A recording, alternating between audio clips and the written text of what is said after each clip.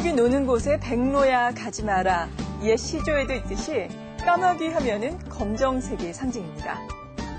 하지만 까마귀가 해가 비치는 곳에 서 있으면은 그 털이 자줏빛에서부터 비치빛 그리고 선롱빛까지 변한다는 사실 알고 계십니까? 그러니까 본래 정해진 색이 없는데 사람의 눈으로 먼저 정해버리면은 본질을 볼 수가 없다는 겁니다. 이렇게 사람들은 이런 선입견과 그리고 편견의 오류를 쉽게 범하게 되는데요. 300년 전 연암 박지원 선생은 이런 사람들의 어리석음을 꼬집으면서 열하일기를 펴내기도 했습니다. TV평생대학 이번 주에는 고전의 재해석을 주제로 하고 있는데요. 고전을 통해서 현대인들은 어떤 것을 배워야 하는지, 현대인들은 왜 고전을 읽어야 하는지 알아봅니다. 오늘 이 시간 그 두 번째 시간으로 선조의 우승과 그리고 역설의 지혜가 빛나는 열하일기를 통해서 자세한 내용 알아봅니다. 오늘 이 시간 역시 고전평론가 고미숙 박사 모십니다. 박수로 맞아주시죠.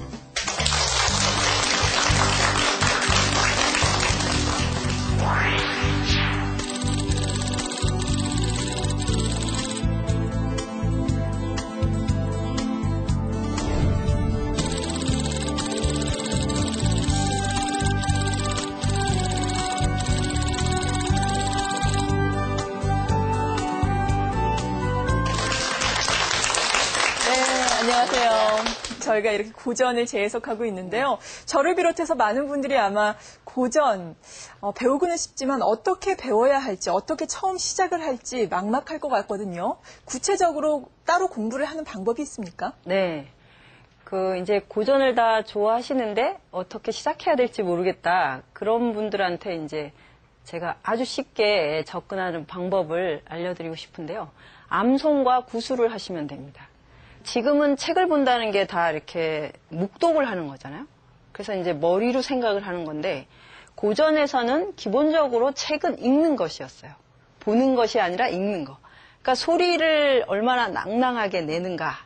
그래서 이제 그 책이 귀한 시대니까 선비가 책을 읽으면 나무꾼도 가다가 듣고 물기는 아낙네도 듣고 그래서 이제 서당께 3년이면 풍월도 울고 이렇게 되는 거죠.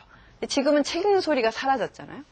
근데 읽으면 어떤 어려운 철학책도 다 읽을 수 있습니다. 그러면 내가 일단 그 철학에 그 비전하고 접속을 한 거잖아요. 이렇게 시작을 해서 읽으면서 뜻을 터득하는 그런 방식.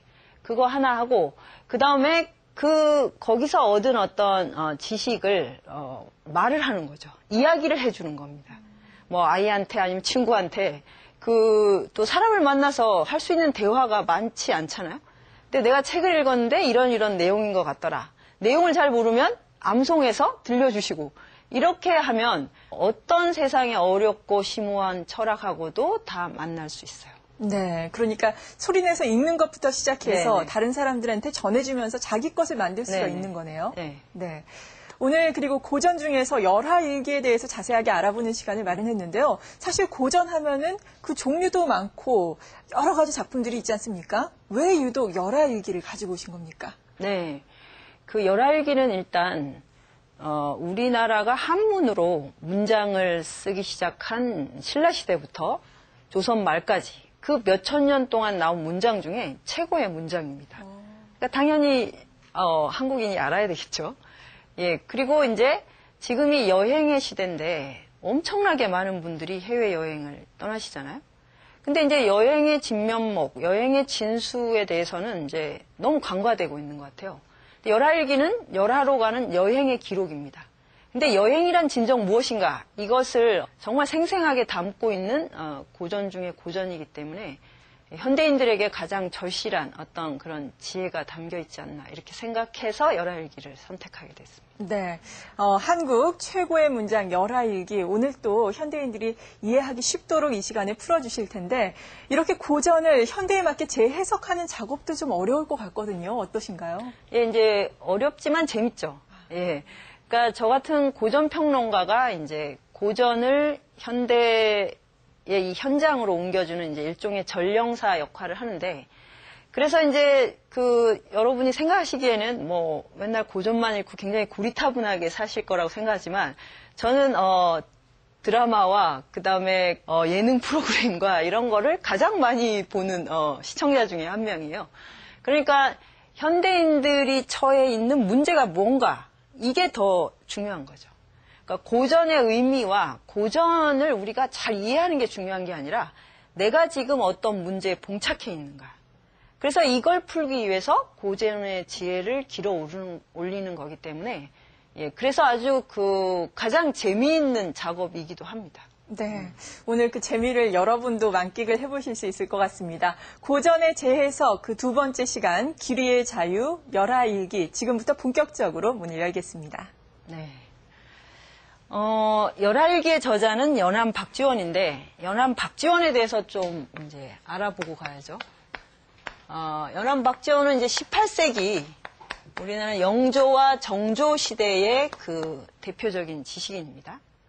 조선의 르네상스라고 불리는, 왜 그러냐면 이때 나온 지금 이제 실학파라고 하는 지식인들이 대거 출연을 했기 때문에 지성의 향연이었던 거죠. 그럼 이제 우리가 정조 그러면 뭐가 떠오르시나요? 네? 사도세자의 아들 이렇게 떠오르시죠. 예, 사극에 나오는 사곡의 단골 인물이죠. 영조는 지금 동이라는 드라마의 그 연인군이 영조입니다. 그러니까 이 아이가 왕이 되기까지 이제 굉장히 험난한 과정이 기다리고 있겠죠. 그래서 이제 그리고 자기의 아들을 이렇게 이제 뒤주에 가둬서 죽여야 되는 굉장히 비극적인 부자죠. 이게 이 부자와 이 부자 전부. 근데 또 손자한테 이렇게 또 넘겨줬고. 그러니까 우리가 르네상스다 이러면 이제 영종조 시대가 굉장히 그 아름답고 화려하고 이럴 것 같은데 이 왕실 안에서는 이렇게 이제 굉장한 비극을 안고 있었던 거죠. 이제 그만큼 당파 간의 경쟁이 치열했습니다. 권력 투쟁이. 요걸 이제 이해를 하셔야 영종조랑 이제 연암 박지원을 이해할 수 있는데 이제 정조의 시대가 이제 주 배경입니다. 영조 후반기에 태어나서 정조 때 이제 그 청장년기를 다 보냈으니까. 근데 정조는 조선의 왕들 중에서 세종대왕의 버금갈 만큼 공부를 좋아한 호학분주라고 얘기해요. 예. 그래서 이제 제가 생각에 11살 땐가 아버지가 뒤주에 갇혀서 뭐 보름인가를 이렇게 이제 말라서 죽어가는 과정을 봤잖아요. 그러면 이런 아이가 굉장히